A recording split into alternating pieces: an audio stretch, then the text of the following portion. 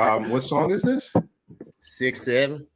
That's the name of the name of the song is actually called Doot Doot 6'7". Because at one part of the song, he says, Doot Doot Doot Doot Doot Doot Doot Doot Doot Baby Shark 6'7". You're telling tall tales right now. I promise you, bro. Like I promise you, he says that, and it's so funny because I came out to it in Detroit, and I was like, he really said doot doot doot doot doot doot doot Baby Shark, because they used to say that on Baby Shark, and I was like, yo, I don't know what's happening in the music, because Sexy Red has a part in one of her songs. She's like, bow, bow, bow, bow, nut of my pussy. These niggas is just freestyling. That's obviously nobody's writing anything there. Everybody's Lil Wayne, everybody's Jay-Z right now. I think you muted Barrett. Malcolm. Yeah, you muted. That nigga was spitting, boy. He was.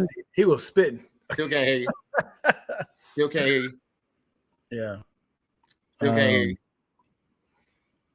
Nope. You might have to leave out and come back in. We heard it sound at first. I don't know what happened. Yeah, he moved over a little bit. Yeah. Did you put minutes on your phone? You got minutes on your laptop? It's that Metro PC. What's up, everybody? Welcome back to another episode of Damn Internet You Scary. I'm your host, Tahir Moore. We got some special guests here. Pat is gallivanting around Japan currently right now. He got a new nigga who's taking him on a sushi and anime run, and I'm very proud of my bro. You know what I'm saying? He's out here just living his baddest life. Getting flued out. He got flued out, man. I'm saying over 10 hours. Mm-hmm. That is, you got to earn that. Yeah. It was better shit, but man, I love when my bros are goddamn me, like just living life, man. We go a lot without taking time off, especially like when you're in the entertainment. Like we have to make an effort to make sure we spend time recharging, regrouping, and actually celebrating our wins. So shout out to Pat for out there living life. I think Cleo's out there too. So yeah, man, it's a good look, man. But in lieu of that, we have some special guest hosts on the show with me today. First of all, no stranger to the pod and no stranger to you guys, I'm sure. We got Mr. Dion Lack back in the building. My hiking partner, one of my closest friends, and another one of my good friends, really close friends as well. We got to kick it last week at karaoke, you know what I'm saying, before the Dodgers won. You know what I'm talking about? My dog, Mr. Malcolm Barrett, an amazing actor, comedian, and slam poet, and sometimes freestyler, and a mocker of the way that I talk, even though he knows I have a handicap. But you know, Malcolm Barrett's back in the house. Bow, bow, bow, bow, bow, bow. They call me the handicap shooter. I don't care. You know what's funny?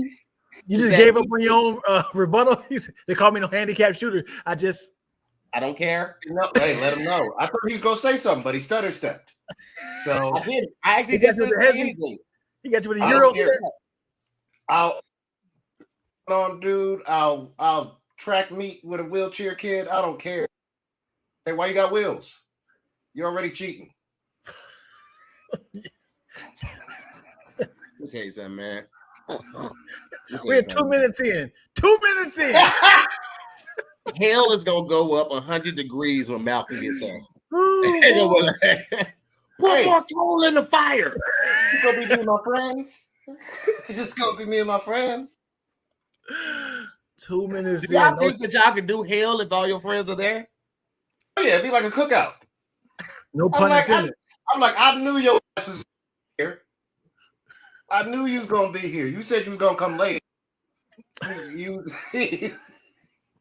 ain't shit, boy. Oh boy. I know you. Dion, did y'all go hiking today? No, nobody came. I ran on the back. Come on, man. Was that a laugh? No, we would. I went to Baxter, and everybody else did nobody did nothing. I reached out, but nobody reached out. So I'm staying in the neighborhood. And then the Dodgers parade is taking over this entire area. It is. So it took me like an hour to get there. Which shout way you out work to it? the Dodgers winning. You know what I mean? If it can't be the Cardinals, I'd rather it be the Dodgers. So shout out to the Dodgers. You know what I mean? It's a good time out here, man. Has the Cardinals ever won? Have the Cardinals ever won? I don't watch baseball like that. Yeah, the Cardinals have won a lot. The Cardinals actually are the team that has the most pennants as well. No one has more pennant wins than the Cardinals, man. The Cardinals are super dope. My favorite team by far when it comes to, you know what's crazy? I never thought myself as a big baseball fan, but I actually probably know more about baseball than any other sport too. Crazy enough. Baseball is one of those sports that's hard to explain. At least with football and basketball, like the goal is to take this ball and get to the end zone. Those people are going to stop you. Basketball was like, take this ball and put it in the hoop.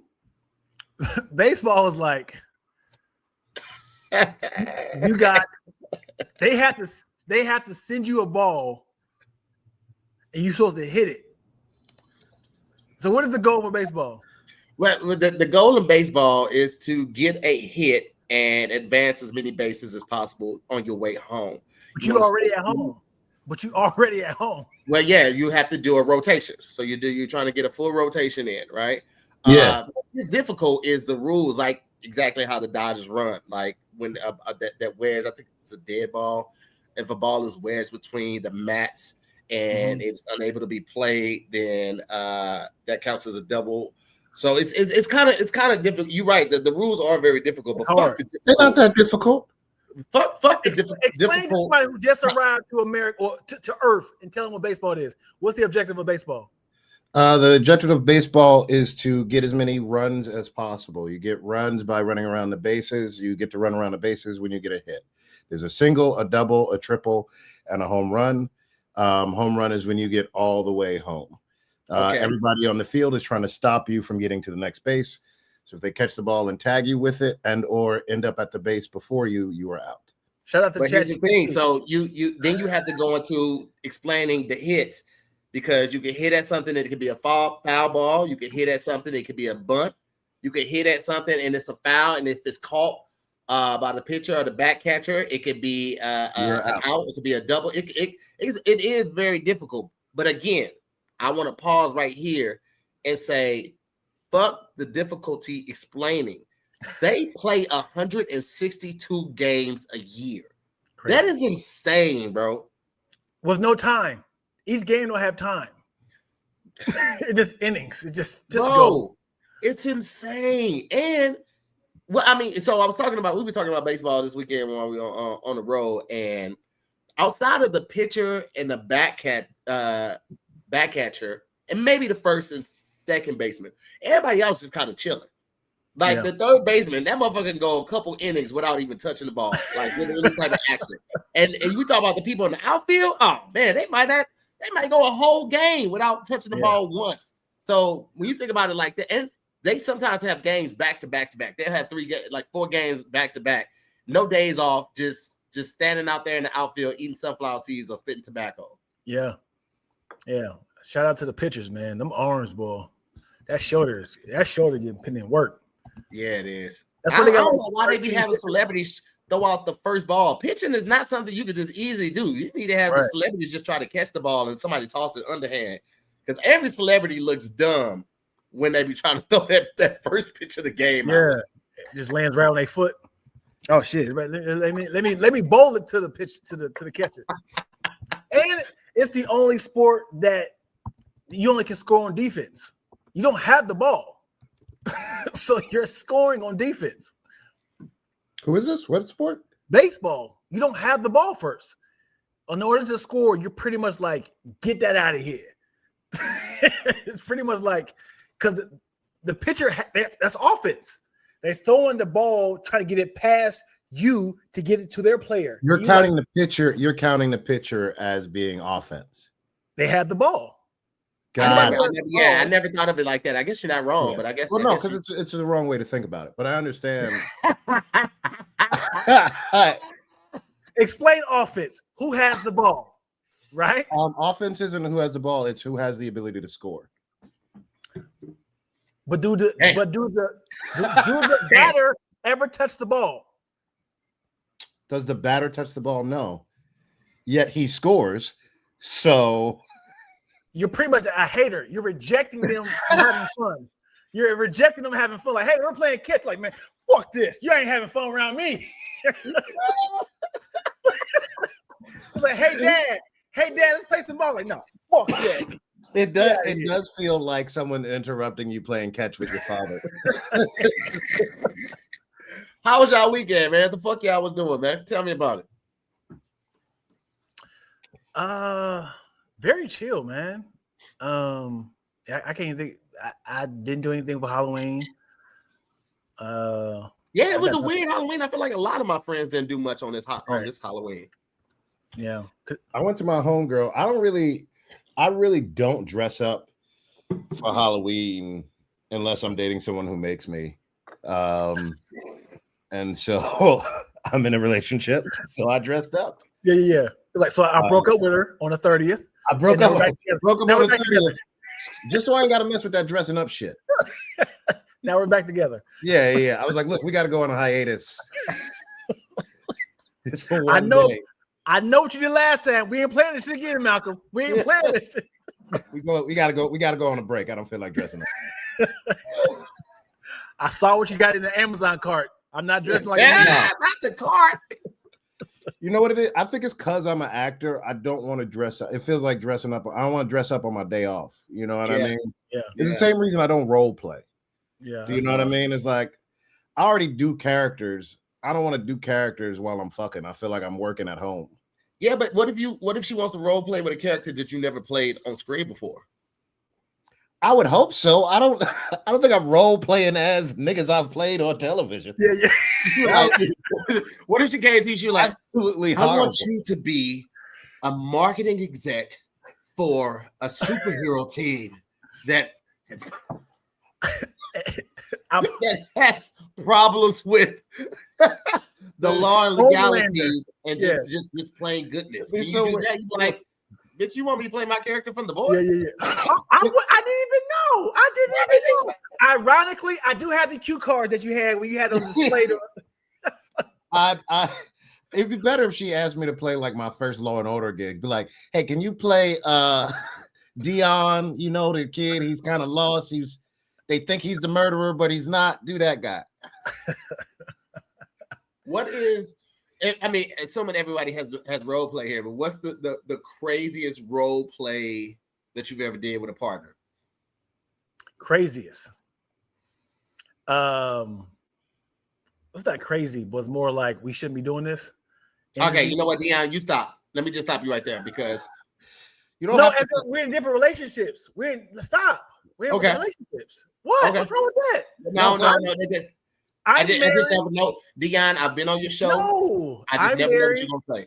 I'm married. She's married. We shouldn't be doing this. That energy. Oh, okay, gotcha. Okay. Where y'all going? Come on, man. What's this craziest character? That I want to know this. What is this character that you played, D? Oh, yeah. So we did the whole like, hey, I think I got the wrong house. It's like me and my wife supposed to be here for a game night. She was like, oh, well, no, my husband went out for pizza and there's no game night here. It's like, I lost service. Can I charge my phone up? Well, I'm trying to find where my wife's at. I know it's in this building for sure. And do the whole like, oh man, is there any signal here? Yeah, this building is kind of crazy. Do you want anything like to drink while my husband comes back? He's like, when is he coming back? Let me go check. Now his phone's not working. It's like, so I don't want to get more detail, but it just kind of this might have just really happened. Yeah, this feels normal. This is the most normal. What was your craziest? That has to be the most normal. I didn't want to get I detailed. played like a guy who wanted sex, and then she would be a woman who wanted to have it as well. Like that was your whole. That was your scenario. Yeah. I don't go too crazy. I'm not a furry. I'm not a mascot for the Clippers. We can afford that. This is why I don't do this. I don't like to improv. Like I don't want to fucking. I've done enough improv. You pull up a script like, hold on, what you know what I mean? I'm up here in bed with her. I'm in bed with her. She doing bad improv. Like I got notes. Like I don't want that. Hey, all right, just stop. Go. Let's start back at one. Because I'm like, really? Is that what your character would do? This doesn't seem like a grounded decision, Malcolm. Do you want to try that one again? Yeah, I don't like to go to improv shows. I don't want to go to a 2-person improv show at my house. What was your craziest one, Malcolm? I ain't got no crazy ones, man. He's a liar.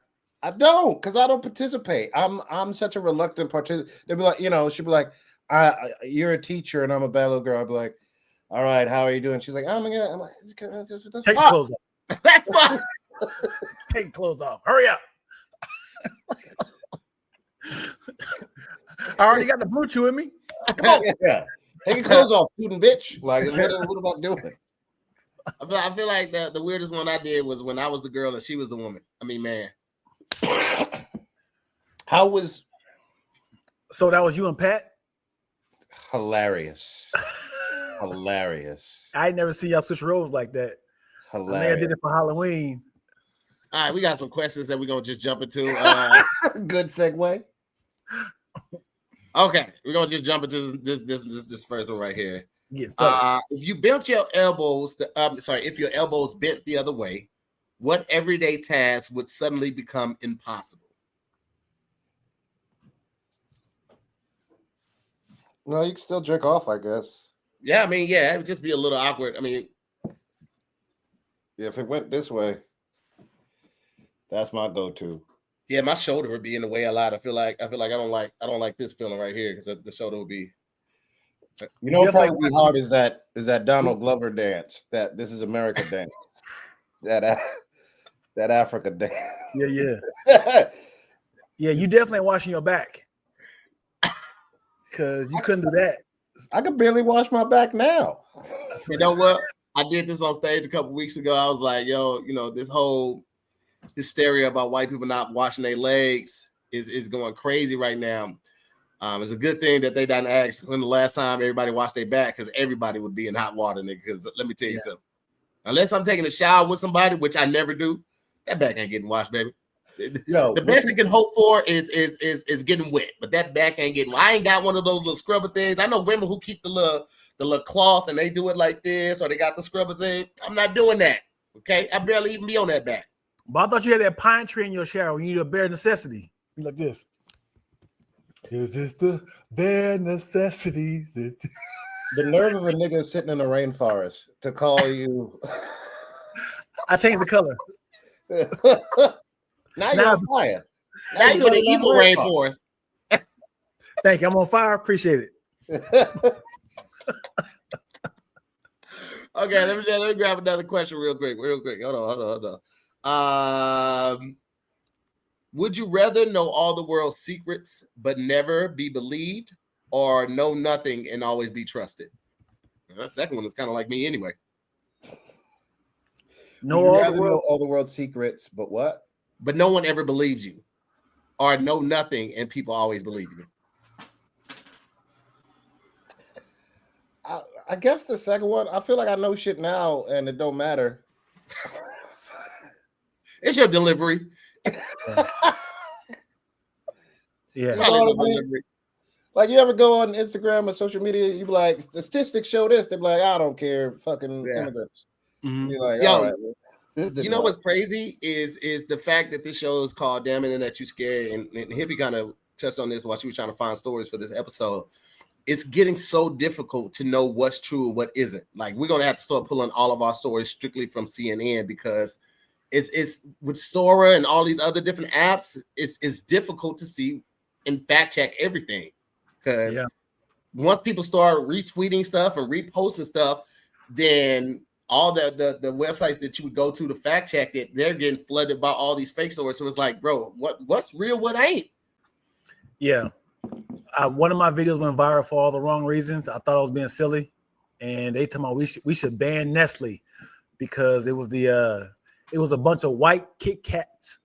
It was like, we are the Kit Kat clan. Oh yeah, burn the Snickers, burn the Snickers, and it was a Snickers being cooked. And I was like, yo, Nestle, what y'all doing? This is not on brand. I was like, this is right before Halloween. This is not good. Everybody like, we should ban Nestle. We should, Mars need to get, be apologized for this.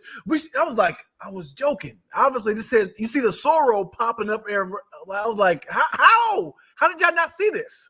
Yeah. People don't look for a reason to be deterred. They look for a reason to be outraged. Yeah. They look for a reason to be outraged and a reason to be correct. Yeah. Yeah. Yeah. I don't know. It's getting scary out here, man. I feel like we need to just burn everything down and just take it back to the old days of just calling people and sending letters and shit like that. People don't be sending letters no more. When the last time you sent a letter to somebody? Can I tell you, I don't check my mail. Damn, you got money. Hey, let me tell you something. Because I know his residuals are crazy. And the fact that he ain't going to that mailbox grabbing them residuals is crazy to me. They go straight to the bank, man. They go straight to the accounts, man. I'm not, there's no. Come on, big flex. Here we go. Emails and accounts, baby. I don't, you know what I mean? I hate to flex on you broke niggas, but not the fingers. But so this apartment don't pay for itself, baby. They doing direct deposit residual checks now? 4E don't just get here. Okay. Yeah. Okay. Well, listen, for everyone else that doesn't have an accountant or a manager or agent and all of that, and you are easily forget to go to your mailbox and check for checks and bills. It's easy to lose track of your finances and overdo the spending this time of year. Thanksgiving is all about gratitude, it's friends, it's family, and food. Well, let's be honest. Between travel costs, groceries, and early Black Friday deals, your wallet might not be feeling very thankful. If money stress is creeping in, it's a good time to think about your credit health hitting until the holidays, because strong credit means less stress, not just in November, but all year long. And that's where Kikoff, the #1 credit building app in the App Store, comes in. Kikoff helps you build credit easily and affordably, with plans starting at just $5 a month, no credit check, and no hidden fees. Listen, I am one to tell you about rebuilding your credit, because out in LA, credit counts for everything. Your credit gets ran when you're applying for an apartment, you're applying for a car. It is directly tied to your life. So if you don't have your credit in check because of maybe when you were in college, you signed up for that one bank card or that debit card or that credit card or that Banana Republic card or whatever store you did your shopping at the time, there was Banana Republic for me. And you just let things get away from you. It happens, but now is the time, and Kikoff is the way for you to correct all of those faults that you did earlier in your earlier years. Users with credit scores under 600 grew an average of 84 points in their first year with on-time payments. And with transparent, affordable plans starting at just $5 a month and no hidden fees and zero interest, Kikoff helps you score big when it comes to credit. It's simple. You make on-time payments, credit bureaus see the good behavior, and your credit can grow, and it can grow fast. With the premium or the ultimate plan, the rent reporting feature helps you build credit with the rent you already pay.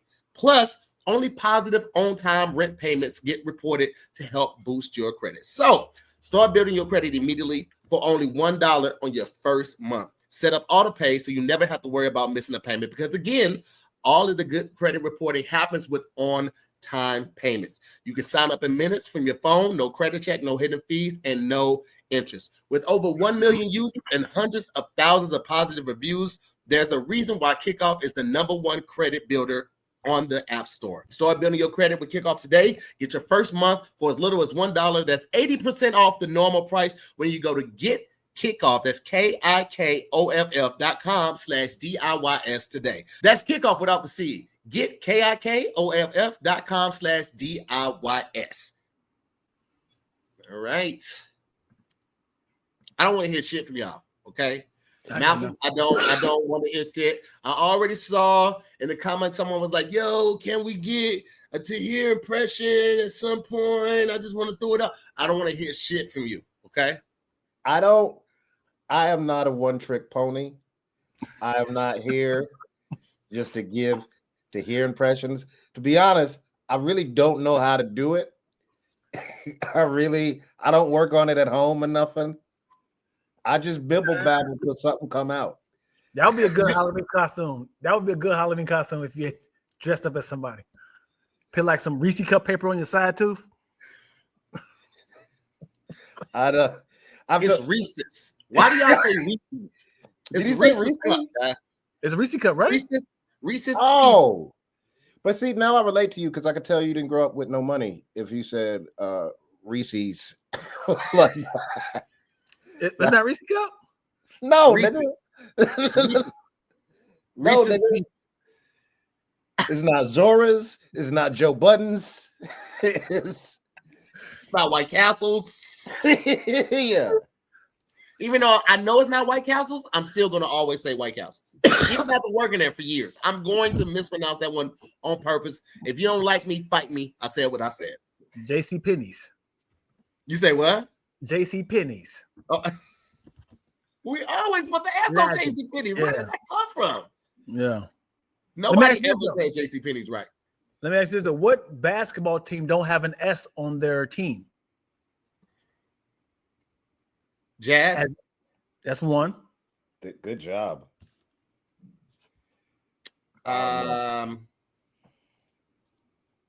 If I can tell you if you want to speed through this, I don't want you to be dragging like that. You know, the Heat, the Magic, the Heat, the Magic, the Jazz, and the Jazz. Yeah, and the Jazz. That's it. That's it. As you quickly typed it in, I got it. I looked it up. That nigga really tried to settle with the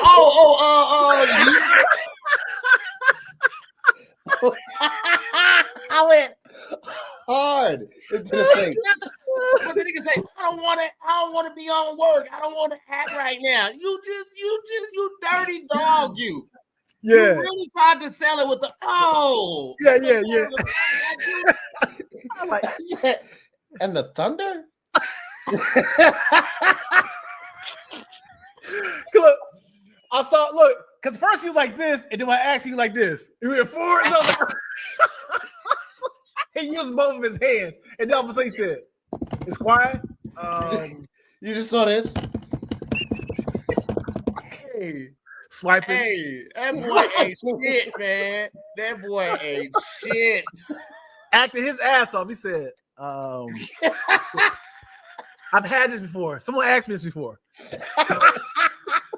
I know this. Oh my god, man! Shit. Let me tell you how bad. Let me tell you how bad black people are about adding an S to stuff. I did a Dr. Pesher. Look at this. Impression already. Tahir Tom. We need a sound. We gotta get a sound on the soundboard for Tahir Tom. That's all, folks. God damn it, it's catching. I did a Dr. Pepper commercial, and you know that character Lil Sweets. The Lil Sweet from is Justin Guarini, but he plays Lil Sweet in the Dr. Pepper commercial. It's basically like a tiny version of Prince. And it's Lil Sweet, and I literally was calling them Lil Sweets the entire time. And I actually got a note from like the director or the client or whatever, and they were like, "Hey, you keep saying Lil Sweets is Lil Sweet." I said, "Look, the black people gonna connect with Sweets." Yeah. Because if I drop the S, it sounds like I'm insulting him. Yeah, you know what I mean? He sound a little sweet. Yeah, Lil Sweet. Yeah. I said, no, Lil Sweets. Everybody in the hood, if they know them, they call them Lil Sweets. Right. Okay. Yeah. Call them Sweet too. Yeah, there we go. There we go. Justin Guarini, American Idol. I forgot about him. He was around for like what? Like a one campaign? For a huge campaign. He was there for years. Wow. I remember maybe 2 commercials from him. It was, and what's funny is, so the way they did it is you shoot it in 2 different places, right? Because it's an effect, right? Because he's a tiny little dude in the commercial. So it would be me and like, you know, the other actor and like somebody who is improvising as Lil Sweet, right? That's on the actual set, like we're in the laundry room or something like that. Then what would happen is the next day I'd go to a studio with a green screen, and that's where the Justin Guarini shit would happen, and you'd redo the scene with him, and he'd throw in stuff and do different things, and that's how they do it. So it was mad weird. Yeah, sounds pretty gay. It's a little sweet. Yeah, it's just a little sweet. A little sweet. All right, so we're gonna jump into this first story of the day, man. We're talking about this this guy who got drunk and then went missing, and he was so drunk he helped a search team look for himself.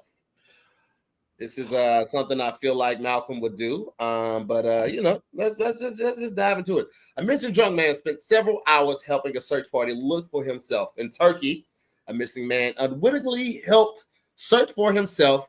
54-year-old Behen Mutlu had been drinking with friends in Bursa Providence when he wandered into a nearby forest. Concerned for his absence, his wife and friends reported him missing, prompting a search operation. By coincidence, Mutlu ran into the search team and joined them, unaware that they were looking for him. It wasn't until the rescuers called out his name that he realized the situation. Responding, "I'm here," authorities gave him a ride home and no fine was imposed. You know what? I said that was a Malcolm thing, but I really feel like that's more of a Pat thing. That is because I'm not helping. I'm lost for real. I also can't imagine. I mean, that's a hilarious story. I also can't imagine that lasted that long. Yeah, you know what I mean. I can't imagine he was with the party for like a half hour. You never know, because I feel like at that point, what is the party doing? Like, are they just like walking around like, man, we still got to find this guy? What's his face? How many people? How many teams did they break into? Too was it like a search party of like 10, and then 3 people here, 3 people there, 4 people here? Like, I need to know the specifics. Are you looking for a body or like what is this? I think he heard the word party and was like, "Where we at?" He said, "And we're looking for this guy." And it was a picture, like a drawing of him. He was like, "Oh, he looks like he's a good time. It's a search party. We gotta find him." He said, "Hey, where's he at?" Yeah, about to be a party. My two, huh? I'm going to the party. Why you keep calling me? I'm here. Shit. Fuck it. What we gonna catch up? He's Mutlu, I'm going as fast as I. Why is everybody looking for? Jesus. Oh, that was me. That was me. Okay, I get it now. Oh, wow. That was looking for me. Okay. But since we started with drinking, I actually want to go to the other one, hippie. The one with the cops where they get unlikely place where it's acceptable to get drunk at 9 a.m. Colorado State Patrol. It's not even 10 a.m. and the drinks are flowing. This is what they call a wet lab. In order to train cadets for how to spot drunk drivers, they need to get people drunk. They get a bunch of volunteers to come in and drink, but this is all down to a science, especially this trooper calling out how many drinks the next guy needs. Terry, I need you to go have a double. And so they get a double drink until they have the right BAC level according to the breathalyzer. Now we'll see if any of the people who were drinking can pass the sobriety test. The guy who had the most to drink had 14 drinks over about 2.5 hours. Yeah, he didn't pass the test. Neither did anybody else. The cadets said that they would have arrested every single person who was in that room drinking. Crazy. What if they set him up and told him, "Yeah, you guys just drive up here and then you can leave after you're done." Yeah, right. Everybody go to the car. Got him with a DUI because you don't even have to be behind. If you got your car keys in your pocket and you're over the legal limit and you're in the car, that's a DUI. Car don't even have to be on. DUI. That seems like a bullshit waste of money. If we, yeah, hey, we gave some people some drinks, try and see if they're drunk. Yeah, we're at the drunk place. It's a bunch of winos. Like they don't even say that they gave like. There's no control group of people who aren't. Right. Drunk. They got a bunch of winos. Like I'm an alcoholic. Let's do the test again. Hey, you know you can tell they're alcoholics. They showed up at 9 a.m. to drink. Well, here's the thing. This is what I think. This is my humble opinion. They got regular people. Them motherfuckers gonna show signs of intoxication. Get some motherfuckers that really drink. You got to get the motherfuckers, and you can't start it early because the people that really drink, they ain't getting up before noon. So you got to start that shit a little bit later. Okay, start that Yeah. shit around 2, and then try the motherfuckers who close out the bar. Those are the people, because that 14 drinks ain't shit. I knock out 14 drinks before noon every day. Also, like what? So that's what's weird about it. Like they don't give you a breathalyzer when they first arrest you. They don't give you a breathalyzer until you hit the prison, right? Is that what it is? No, you can get the breathalyzer on the side of the road. Because otherwise, why are we doing these damn tests? If the breathalyzer says I'm drunk, why you got me doing fucking somersaults and walking lines? So there's a thing. So a person can so I just saw a video about this.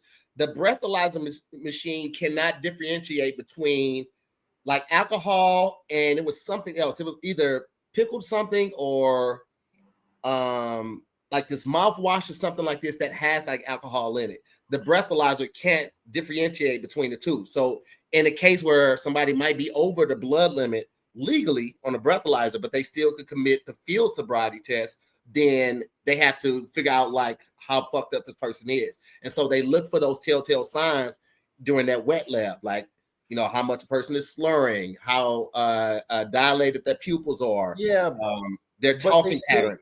But here's the thing: when you get arrested for whatever, or you go to the court, they don't care if you pass the test. They go by the breathalyzer. Mm-hmm. You know what I mean? Like if you do above a 0.08, but you pass the test, you're getting arrested. You're convicted. Well, Hippie sent it to me. Breathalyzer can differentiate between alcohol and other substances that have a similar chemical makeup, such as acetone, which can be produced by conditions like diabetes or low carb diets. It can also be confused by residual mouth alcohol from things like mouthwash as burping, as well as certain chemicals like those found in gasoline, paint, or cleaning products. So if they solely go on a breathalyzer, right, and you show up to court like, yo, I have diabetes and I'm on a low carb diet, and I told the officer this, and even though he insisted I do the breathalyzer test and it came back over the blood limit, I don't drink, I can't drink. They have to throw that out if they can prove that you. No, they don't. Yes, they do. They can't. No, they don't. Then you better get you a good lawyer and then sue them. You blow above a 0.08. You are getting called for a DUI. I guarantee you can't be like, well, I also had some peppermints earlier in the day, and I have a concussion. I got a slur on naturally. I got a first off, my name is Tahir. Second, wow, I've had mouthwash all day. See. What it sounds like to me is that you guys lack the confidence that I have. You can't blame me for that. If you got lack of confidence, you don't know how to pull it off. That's a you thing. Matter of fact, I actually got something for you guys. Since you do have a lack of confidence, you know what I'm saying? Because I'm the type of guy that I enter the room dick first, right? And I got a lot of that confidence from Blue Chew, because Blue Chew just isn't a tablet, man. It's a cheat code for your crotch. You get stronger, harder, longer lasting erections, like someone gave your downstairs a pep talk and a gym membership. Okay, I took Blue Chew and now my reflection won't make eye contact with me. All right, they call me the girthinator. All right, because I'm just out here girthy as hell. And guys, this isn't just about performance, it's about your legacy, your third legacy. Give her group chat something to talk about. All right, when you lay it down, they're talking about how it gets up. Nothing makes you more of a legend than a little Blue Chew. And you can discover your options at bluechew.com. And of course, if I'm telling you about it, that means that we got a deal for our listeners. As always, you can get your first month of Blue Chew free. Just use the promo code DIYS at checkout and pay $5 for shipping. That's it. Join Blue Chew's mission to upgrade humanity one thrust at a time. Head on over to bluechew.com for details and safety info. And big thanks to Blue Chew for sponsoring this podcast. Y'all like how I baked that one in there? No. Really good. I know it's coming. No pun intended. I knew it was coming. He said, hey, man, you guys just don't lack the confidence. I was like, you don't even talk like that. This behooves me, guys. Hey, we start saying words like from Chat GPT. I love the way you do it. My life. I code switch sometimes even with my friends. Because you get inspirational with it. It don't matter what we say, but like, yeah, man, and that's why I got a divorce. Huh. You know who never gets a divorce? Speaking of separation, here's Yeah. Hey, Well, you know what, assholes? You know what? Fuck it. Keep your little limp dicks over there. I was trying to help y'all punk ass out too. Okay? How about that? My kid got beat up at school. Well, you know what's funny about getting beat up? Dojo classes at Ray Ray's Dojo. For only $9.99. Check out Ray Ray's Dojo. It sounds interesting enough to like what Ray knows how to do enough shit to own his own dojo. Ray Ray's Dojo. Yeah, check it out. Crazy. Hey, listen. What if it's a dojo and they got a little rib shack in the back? I'm not definitely fuck with Ray then. Yeah. Oh, Ray Ray's Dojo got a rib shack in the back. Hey, they got hookah. I'm going to check it out. Instead of punching bags, he got slabs of meat that you punch. Like Rocky. You tenderize it. You tenderize it yourself. You know we're serving these ribs right after you beat them up, right? You got to put mustard on your knuckles to get a little prime on it. What toppings do you want? Toppings on this knuckle sandwich.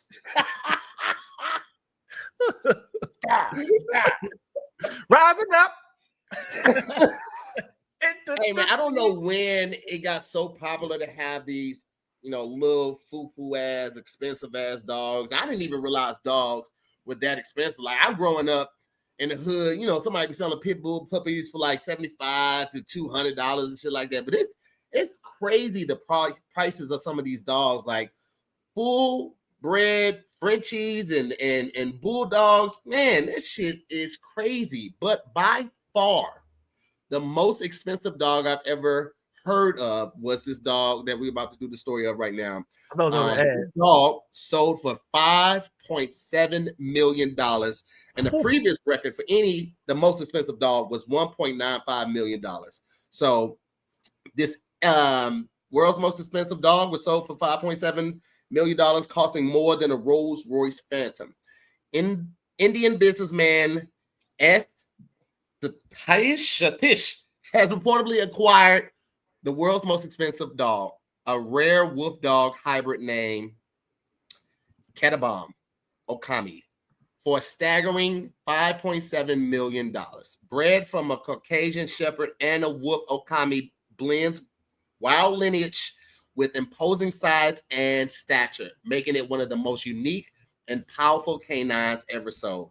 He also previously bought a rare Chow Chow that resembles a kindling panda for approximately $3.25 million. First of all, the Chow Chow just looked like a fucking chow, right? A fucking chow that had sex with a cane Corso.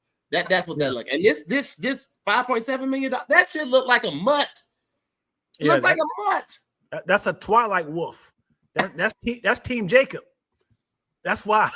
That's Taylor Lautner. Yeah. Right there. That's no way. That's a normal canine. That nigga. He transformed. What are they doing? I feel like when you do shit like this, you just got too much money. Yeah. Too much. Man, give me some of that money, baby. That's a Bitcoin dog. What's the most that y'all would ever spend on a dog? I'll find a dog. I don't need to spend the money on a dog. I'm not buying a dog. There's a lot of strays out here. I'll find a dog. It's hilarious. Because you can like a nigga who steals. That's what it is. I'm a dog. I'm a mutt. Yeah.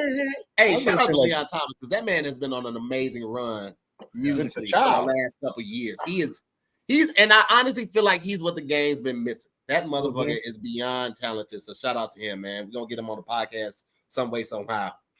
I don't understand that song though. What? He said, she said, take your time. What's the rush? Mm-hmm. And then he said, she's saying, take your time. What's the rush? He's like, bitch, I'm a dog. I'm a mutt. I want to fuck right now. What are we talking about? Okay. Okay. I thought it was a continuation of her saying that. No, I'm a dog, baby. Let's go. Okay. In your defense, it took me a second before to get, because it was like, hey, can we be in a relationship? I like sprinkles on my. I was Oh, I get it. He's a real commitment phobe. You're like, He just changed the subject. I think it should be the two of us. Yeah, I like Home Improvement episodes. Repeat to that. He just quickly changed the subject. Hey, real quick and totally random. You said Home Improvement made me just think about Tim Allen. You know about Tim Allen, right? And like how he had got caught up in some drug shit and he was about to go to jail. Oh, he was a cocaine cowboy.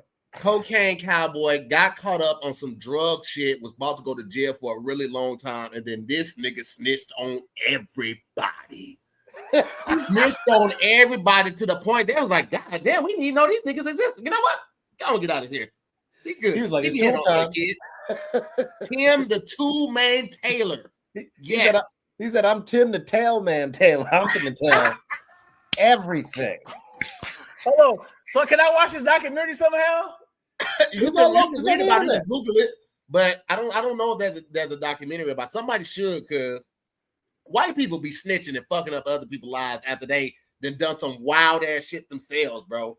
It's so many wild things that are going on that we don't know about because the internet wasn't big back then, bro. Like, you know, Woody Harrelson's dad, his biological dad was a hitman, killed a judge, right? And supposedly had a lot of kids. And supposedly one of the theories out there is that Woody Harrelson and Matthew McConaughey are brothers because his dad used to move around so much and they favor and got a lot of the same mannerisms. And Matthew McConaughey's dad supposedly was never around, never in his life, and they couldn't say that who he was. But a lot of people speculate that it was Woody Harrelson's dad and that they're brothers. And Woody Harrelson's up until like, yo, let's just take the test and find out. Matthew McConaughey like, no. All right. We're done. I think Woody actually, they've talked about it. I think I've seen at least one article where Woody was just like, yeah, my daddy was this. He was a Rolling Stone, and it's possible we're brothers. Mm-hmm. Tell me this though. Tim the Tailman Taylor, he was. You want to try that one again? Oh, Tailman Taylor. I see what you said. You said it right. I was just looking for a reason to point somebody else out. My bad. You be looking for that retaliation. I mean, the petty is strong with me, child. It's so strong. That's fair. Yeah. But it said he would have faced life in prison. I'm telling too. I'm telling like that. I would have took that opportunity to order all of my favorite food at one time. I would have had deep dish Pizza Hut. I would have had Popeye's chicken tenders, goddamn me. I would have had my biscuits from Church's, bitch. Okay, and I would have had a Chick-fil-A sandwich. They said that man got arrested October 2nd, 1978. Right? He faced potential life sentence under Michigan's strict drug laws at the time. He pleaded guilty to drug trafficking charges and provided names to other dealers to investigators in exchange for a reduced sentence of 3 to 7 years. Ultimately, this motherfucker only served 2 years and 4 months in federal prison before being paroled in 1981. Now, this is the shit that I be talking about, right? And it's gonna sound like a rant, but maybe it is. But goddamn it, guess what? I don't care. Charlie Sheen has a documentary out on Netflix or Hulu or something like that. And Farron was like, yo, did you watch the Charlie Sheen documentary? It's really good. I was like, why the fuck would I watch that? It's a white man who survived in this world and was given all the breaks. That has been life since I've been alive. Yeah. I don't need to see a documentary specifically on Charlie Sheen. And I know what you're finna say. Hey, man, he was thrown in that world and he was young and got money and the drugs are rampant and, you know, he just didn't know how. Man, fuck that, bro. I wasn't finna say that at all. Okay. And I thought she was about to say, nigga, but it's worth it. I thought you about to go that direction. Like, nigga, I watched it and it blew my mind. I thought it was he didn't sound like Ron Funches with that one, did he? I wouldn't say that at all. I don't want to say that at all. So, how was Tim the Two-Man Taylor still alive? Like he should have been assassinated. If you take out a whole organization, he is Buzz Lightyear. He is Santa Claus. They must not have known it was him at the time or something. I don't know. Oh, nigga, we know now. Yeah, you got under Michigan's strict drug laws and you got caught with that much shit. Niggas know you snitch. It's just snitching ain't as big, I guess, in the white community as it is in the black community. No, it is. The repercussions, rather. The repercussions for snitching. No, but you know why? Because what is it, Whitey Bulger or Whitey Bulger? Oh, yeah. The Boston guy, right? Motherfucker from Boston. Yeah, that motherfucker, I guess, it wasn't in the movie. At some point, I guess he snitched to get out of it, to get whatever, but he was still doing time. Really? And he got killed at like 88 years old or some shit like that. They said we ain't finished yet. Niggas want they get back regardless of when they get it back. They want they get back. Somebody randomly, when he was like old as shit, thinking this shit is done in prison, they fucking stabbed him up. Yeah. You know what's crazy, bro, is that God damn it, what was I gonna say? Not only did he only serve a couple years and months, right? And you would think after you do some shit like that, you want to lay low. This motherfucker became a comedian and world-class actor. He was Santa Claus. He had a long-running TV show, multiple stand-ups, and it was a racist. Nigga, you got all the attention on you. How the audacity of some white people is bewildering. Like, where do you get off? He has 5 hit TV shows. He has Buzz Lightyear, Toy Story, Santa Claus, franchises. Like, his voice is known from children. Wait, he's Buzz Lightyear? He's Buzz Lightyear. Are you joking? Are you asking me or Dion? I'm asking to hear. Oh, no, I didn't know he was Buzz Lightyear. I only care about Tom Hanks in that movie. I am one of the biggest Tom Hanks fans. So, yeah, man, I want to go see this. Tom Hanks is in it. I saw Forrest Gump very early on, and I was blown away by Tom Hanks' acting skills. And after Castaway, it was a done deal. This is my favorite white actor. Yeah. Did you like him in Bosom Buddies? Did see that one. And it sounds like you're trying to throw salt on his name, and I won't stand for it. You won't talk about it. No, I'm just deep cutting you. Bosom Buddies was his first TV show. It was him and Peter Scolari. And they dressed up as women in order to pay cheap housing prices, essentially. Wherever they were, they stayed at like a women's place, whatever.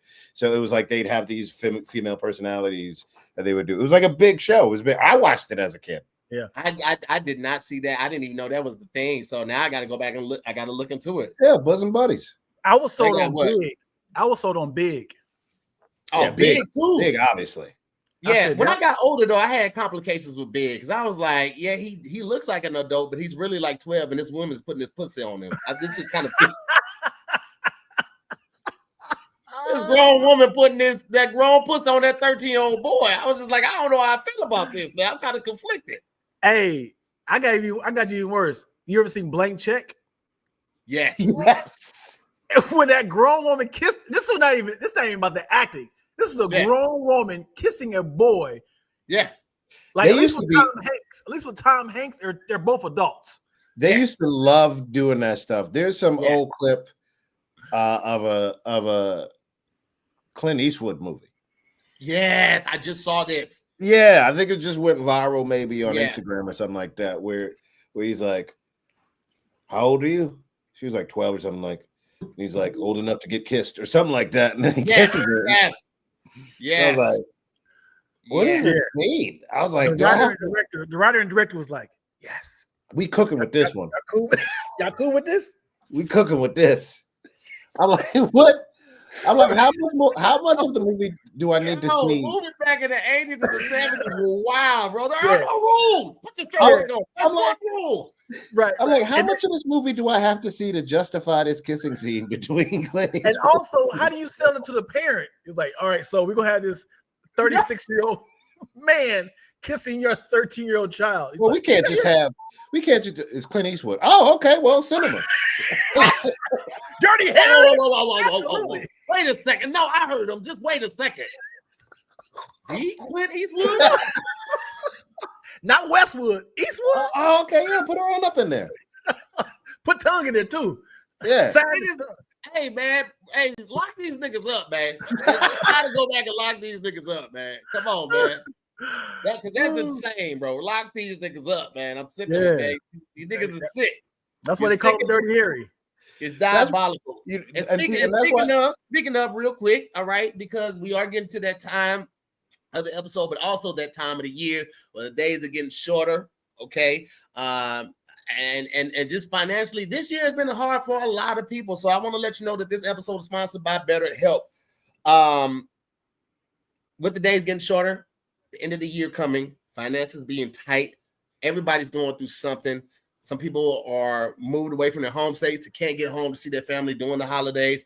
It's a lot of reasons to get you down. All right. So as the seasons change and the days grow darker sooner, it can be tough for so many people out there. But this November, BetterHelp is encouraging everyone to reach out, check on their friends, reconnect with their loved ones, and remind people in your life that you're there. Take a little courage to send that message or grab coffee with someone that you haven't seen in a while. Reaching out for therapy can feel difficult too, but it's worth it.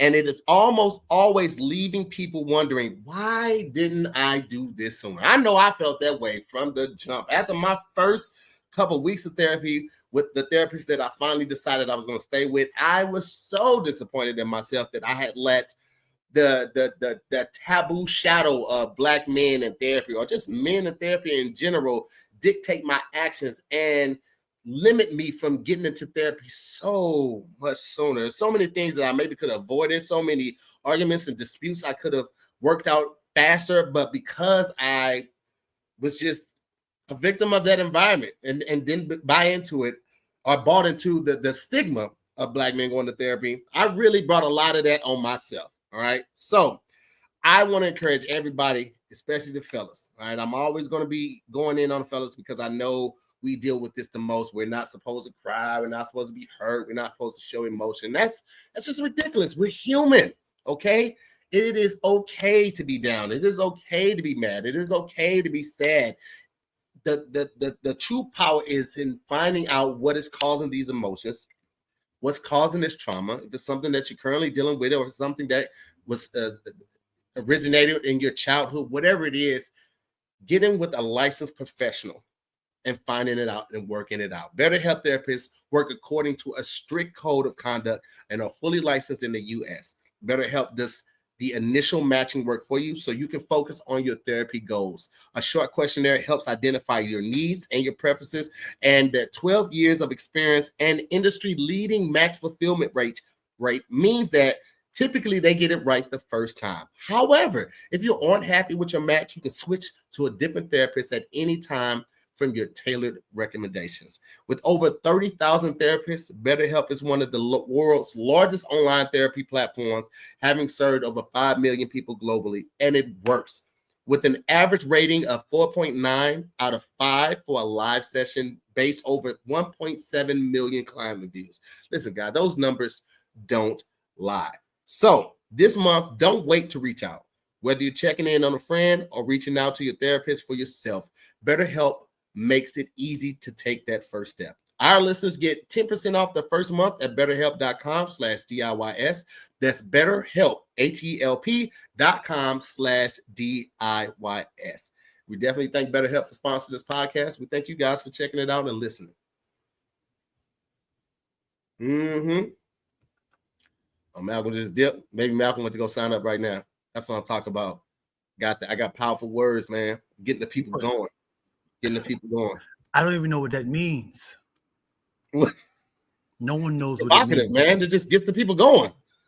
No, it doesn't. I just found out where that's from. I am so behind. Really? I know this from a movie, but I never looked it up. It wasn't a movie. It was Saturday Night Live. No, it was Blades of Glory with really? Will Ferrell. Yeah, all that scenes of it's the Blades of Glory. I can't think of the guy who played Napoleon Dynamite and Will Ferrell. It's I thought that was just that Saturday Night Live clip when he was in there. We're gonna skate to one song and one song only. Yeah. Oh, okay, that makes sense. Yep. Gotcha. And then he's like we're gonna skate to my humps, my ladies lumps, my humps. And he's like, what? No one knows what that means. Wow. No one knows what it means. It's provocative, gets the people going.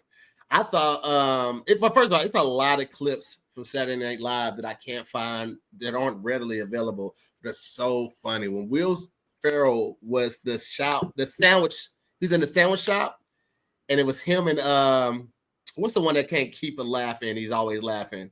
Fallon, right? But he's in a sandwich shop. He's making sandwiches, but they're using mannequin hands. So the hands are like this, and they're just holding. He was like, he said, so what kind of meats do you have? And Will Ferrell was like, oh, we have many things. They're just dragging a mannequin hand over the meat. He's like, can you tell me about some of the sandwiches that you have? Certainly. And then he tries to make a sandwich using the mannequin, bro. Yeah. A funny sketch, bro. Yeah. When Saturday Night Live got it right, they really knocked it out the park. A lot of shit was mid, but man, when they got it right. I mean, when you got it right every single week, it gets stale. Yeah, for sure. But I mean, you also get better at getting quicker to the funny. So, it is what it is. It's a give and take, if you will. Give and take, if you will. We got one more story that I wanted to touch on, and then we're going to get it up out of here, man. You know what I'm saying? This episode is brought to you by PrizePicks. Yo, you and I make decisions every day, but on PrizePicks, being right can get you paid. That's right, the big bucks. Don't miss any of the excitement this sports season, all right, on PrizePicks. Whether you are a football fan or a basketball fan or a fan like both, like I am, that's right. It always feels good to be right. The start of basketball season has been crazy. Teams that are undefeated playing well that I never thought would play well. And the current NFL season has been wild. PrizePicks is simple to play, all right? Just pick more or less on at least 2 player stats, all right? If you get your picks right, you could cash in. All right, check this out. Your boy won some money last time. A nice little $100. I had Jamar Chase for more than half a rushing touchdown and receiving touchdown. I had Joe Flacco for more than half a passing touchdown. I had Trevor Lawrence for more than half a passing touchdown. I had Cam Scatterboo for more than half a rushing and receiving touchdown. And I had Jackson Smith and Jigba for more than half a receiving/rushing touchdown. Now for this week, I got Brock Bowers for more than half a receiving, rushing touchdown. I have Josh Allen for more than 229.5 passing yards. And I have Christian McCaffrey for more than 49.5 receiving yards. He's been balling this year. What I love about PrizePicks is that you can follow other PrizePicks players directly on the app and copy their lineups with just one click. Whether it's a friend, a celebrity partner, or just someone who picks you like, all right? Hit the follow button and check out every lineup they create in the new feed tabs on PrizePicks. PrizePicks also offers injury reboots, all right? If one of your players leaves the game in the first half and doesn't return, PrizePicks won't count it as a loss, all right? So download the PrizePicks app today and use code DIYS to get $50 in lineups after you play your first $5 lineup. That's code DIYS to get $50 in lineups after you play your first $5 lineup. PrizePicks. It's good to be right. The next one is 6-7. I don't know. Are you familiar with what that is? I'm very familiar with this. I have children. It's word of the year, and if you're above the age of 13, you're gonna hate it. That said, if you're a child, well, congratulations, this is on you. Dictionary.com has been naming a word of the year since 2010. In 2020, it was pandemic, obviously. 2021 was allyship. 2022 was woman. 2023 was hallucinate. And 2024 was demure, referencing the very demure TikTok meme. And wouldn't you know it, but this year's word of the year is also based on a wildly popular meme. It's 6-7, which is not a word, but actually 2 numbers. How did Dictionary.com land on 6-7? Well, their lexicographers analyzed a large amount of data, including newsworthy headlines, trends on social media, search engine results, and more. The site also noted that searches for 6-7 have been astronomical. So where did 6-7 come from? The meme originated from the song Doot Doot 6-7 by Skrilla, which at first accompanied basketball videos on social media, but it's since evolved into a nonsensical catch-all response or chant symbolic of Gen Alpha's love for Dada-esque postmodern brain rot content. It's immensely popular among middle schoolers. Dictionary.com also put 6 or 7 other words on a short list of runners-up, including aura farming, broligarchy, clanker, kiss cam, tariff, and tradwife. And honestly, any of those would have been better than 6-7. 6-7. Do, baby shark. And the thing is, they all got to do their hands like this. 6-7. Yeah. I'm going to add that to my Christmas rap this year, by the way. Oh, you really? I thought you was done with it. Well, I just added it because I'm like, I mean, this is a time capsule. This is a part of this year. I had that. It really is. It really is a time capsule, man. Yep. Damn, that's crazy as hell, boy. Yeah, and no one knows what it means. It's Skrilla, evidently. That's, you know what though? I think that's really cool, even though it's crazy and it could mean something nefarious. I think it's still super dope that something you thought of not only got turned into a song, but it got turned into something that became part of English diction. Like it's like everybody's saying it. Even if you haven't heard the song, you're saying the 6-7 point, and it made it to the sports world. I saw an announcer talk about it on something. He was like, he came through his dunk, nice little dunk right there. I would give it a 6-7. He's like, sorry guys, I have kids, but it's like even then, like everybody's getting in on this. I think that's something so dope about that. So pop culture is crazy. Absolutely, I love it. Teachers dressed up as 6-7 for Halloween. Yo, I saw my niece and nephew this past weekend. They're 6 and 7. My niece, who was 6, she was like, Uncle Bobby, you know you can't say something in Khalil's class. I was like, what can't you say? She was like, you can't say 6-7. I was like, how do you know about this? Like, I know she ain't heard the song, her or her brother, but pop culture is so crazy that even the kids are hearing it from their older siblings or whatever. And the most hilarious part is my sister and brother-in-law were telling me that the kids just celebrated their birthday. And because they were turning 6 or 7, they wanted to have a 6-7 themed birthday party, but they couldn't find enough decorations. And they were worried about the parents feeling a certain type of way about it. But nigga, if they would have had a 6-7 birthday party, that's great. That would have been amazing. Are their birthdays near each other? Huh? Are their birthdays near each other? Yeah. Like a month apart, or like 3 weeks apart. Yeah, why not? Why not? 6-7. It would have been great, man. Great opportunity. It feels like since it's like a phrase, it feels like when Kendrick had "My Left Stroke Just Went Viral." But no one knows what that means. It was just, you just screamed out. It don't make no sense. I didn't even think about what it meant until you just said it right now.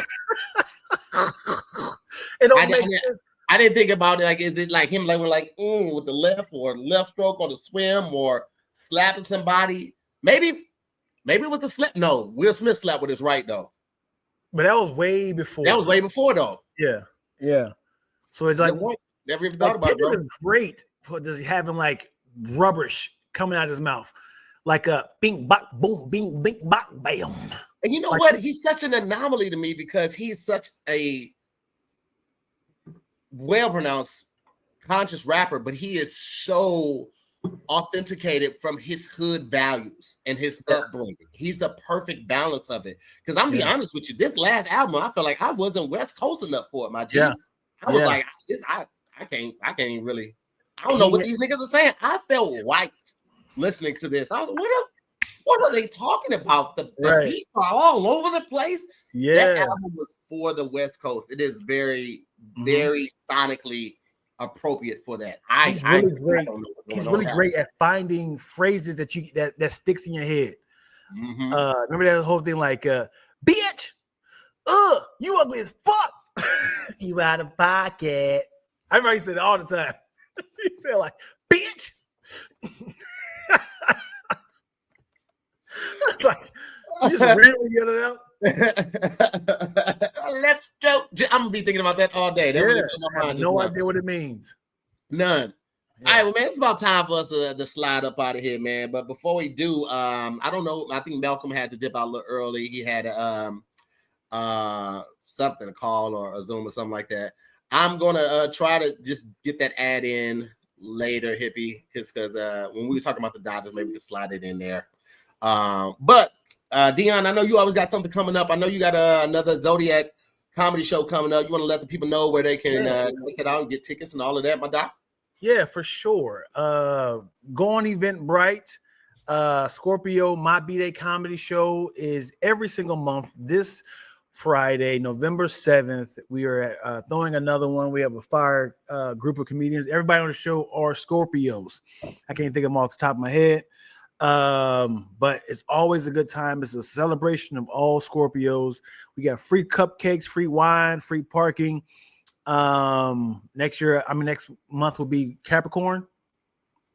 Capricorn, sure. Right? Yeah, I don't know. But yeah, it's always a good time. Please come out. And also, I don't know if I ever come back. Go on YouTube, watch the rest of the 12 lacking family Christmas wrap. We do it every single year, and I just wrapped up on the 12th one this year. We're doing a remix to 12 Days of Christmas. Woo. Okay, then, my boy. Okay, then, my boy. Man. Definitely go check that out, man. It's always, first of all, very talented, Dion, to be able to write verses for you and your daughters and, you know, your ex-wife, like incorporating everybody in it. That's some Jermaine Dupri type shit, bro. So salute to you on that. And then filming it and then editing it and then getting in the studio and recording and mixing everything. Salute to you, brother. That's fucking amazing. Thank you. But yeah, and you can also, I think it's super dope that you not only created a time capsule for pop culture, but also you get like a video, not a video, a visual representation of your kids growing up. Growing up. Man. That's so crazy, bro. It's amazing. Man. So I think that's super dope. Malcolm Barrett. Hey. We talking about what we got coming up, man. You want to let the people know what you got coming up, what they can look out for? I know you don't like doing this, Malcolm. I know you don't, but the studios will appreciate it, nigga. As always, I don't care. You're gonna, what are you gonna, you know? Like, I'm around. Oh, look, fine. I'm on Gen V. I'm on, I think, episode 4 of Gen V. You got a new episode of Law and Order coming out? I think I'm in the mid-season premiere of Law and Order SVU, which airs, I don't know when this episode comes out, I guess because it's live. It comes out next Thursday. Okay. Oh no, this Thursday, I think. Yeah. Okay, well, either way, November 13th. Oh, you know what? I do have stuff. November 13th, I'm on Law and Order Special Victims Unit. For the first time ever, I'm not accused of a crime. Hey. So that's kind of cool. I've done Law and Order like a bunch, and this is the first time I'm not accused of something. And then I think I'm on We Playing Spades at some point with Nick Cannon. Hey, that's gonna be dope. That's dope. And then Y'all I think finished filming season 2 of Average Joe. Yes, Average Joe, we already filmed. I have no idea when it's airing because all the studios are getting laid off and buying each other. So I think in the summer. But look, if it's not, you can still watch the first season. The first season's still good. A whole lot of y'all really good. It's really good show. And I couldn't promo when we got to the other networks because we were striking. But you can watch on Paramount Plus or Netflix or whatever the fuck. You can watch Average Joe. And then I think I'm on an episode of, what the hell is this called? Cheers to That, Friendsgiving Holiday Edition. So what the hell is that?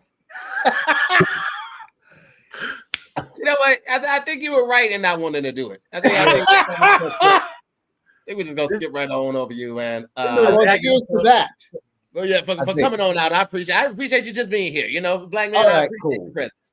This is why I don't sell stuff. It's whatever, man. You see, I know you're just a talent. You're just a talent. You don't really, you don't subscribe to the promotion and shit like that. Leave that for the suits. I get it.